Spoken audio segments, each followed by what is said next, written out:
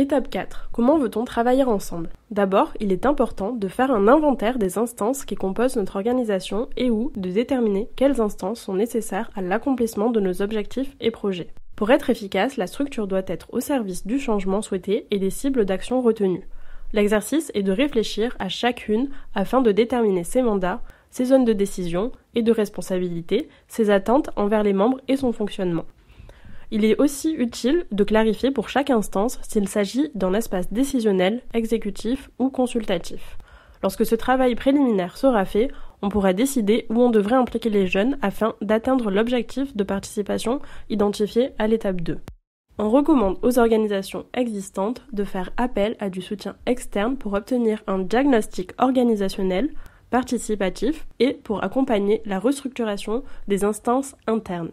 Si cette option n'est pas possible, on espère que les exemples, outils et liens offerts à cette étape-ci vous seront utiles. Choisir collectivement les valeurs de notre travailler ensemble est essentiel pour s'assurer de discussions riches, respectueuses et inclusives. Outre les aspects techniques, comme la durée ou le mécanisme du vote, il est important de se rappeler que c'est la diversité qui fait la richesse des échanges. Embrasser la diversité implique de concilier une grande variété de besoins individuels aux besoins du collectif. Il peut être utile de prendre un moment en groupe pour discuter de nos particularités respectives et de nos besoins individuels, afin de convenir d'une méthode de prise de parole et d'une stratégie de prise de décision. Attribuer des rôles à des personnes spécifiques peut faciliter la fluidité des échanges. Par exemple, responsable des tours de parole, gardien-gardienne du temps, gardien-gardienne du sujet, preneur-preneuse de notes. Du projet ponctuel à la gouvernance collective. Le niveau de décision prise par l'instance déterminera la complexité des règles de fonctionnement qui devront être mises en place. Dans le cadre d'un projet ponctuel ou d'un collectif au sein d'une institution aux règles plus inflexibles, les espaces de décision seront plus restreints et demanderont moins d'encadrement. Une gouvernance collective comme la nôtre doit être construite de A à Z et comporte des instances qui prennent des décisions majeures. La définition des processus et fonctionnements pour chaque instance prendra donc plus de temps. Construire une structure et établir les instances nécessaires au projet. Réflexion essentielle. Quelles sont nos instances et activités actuelles? Lesquelles comportent des espaces décisionnels et ou d'analyse? Lesquels souhaitons-nous que les personnes puissent investir? Que devons-nous modifier ou ajouter dans la structure pour rendre cela possible? Voulons-nous créer d'autres espaces de participation? Est-ce que les mandats de chaque instance et leur processus décisionnel sont déjà clairs? Il est important de le déterminer pour chaque instance, comité, poste, quelles sont ces zones de décision, rôles et responsabilités, et quelle sera la place des personnes et comment on fera la prise de décision, etc.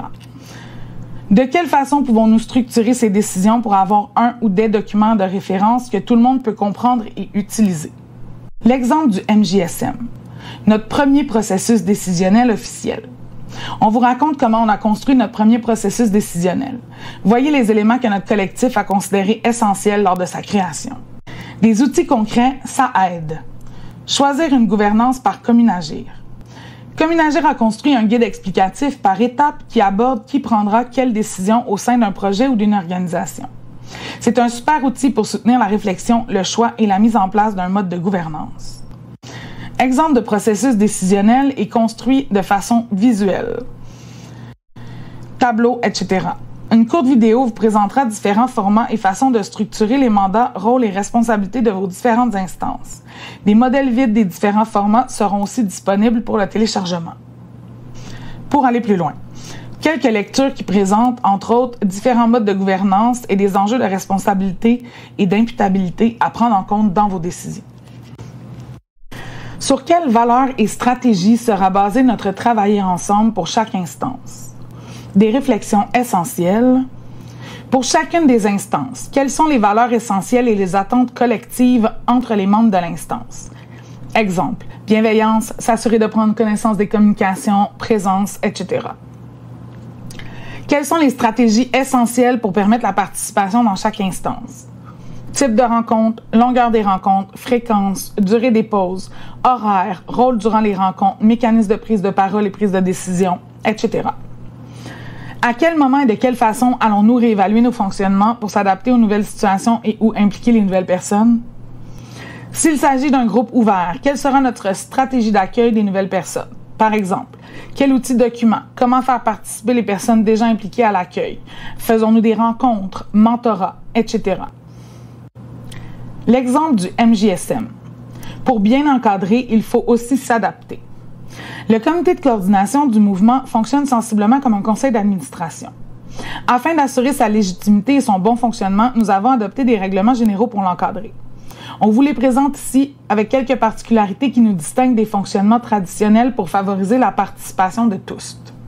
Des outils concrets, ça aide. Checklist des aspects à déterminer pour nos rencontres, comités et autres espaces d'intelligence collective. Durée, fréquence, tour de parole, mécanisme de prise de décision, rôle, enjeux sensoriels, moment comment ça va, fréquence des pauses et prise de notes en simultané sont tous des fonctionnements à décider ensemble. Il vous sera utile pour vous assurer de ne rien oublier lors des échanges et pour s'assurer que les informations restent accessibles facilement. Le leadership d'équipe. 7 fonctions clés pour rendre votre équipe efficace. Le réseau de Mail Québec a construit un guide qui parle de leadership d'équipe et présente 7 fonctions ou mandats à se partager au sein du leadership ou du groupe pour permettre une efficacité de fonctionnement dans un environnement sécuritaire. Pour aller plus loin, découvrez les différents modes de prise de décision ainsi que les stratégies pour la prise de notes et ou les rôles, gardien, gardienne du senti, etc. et plus encore.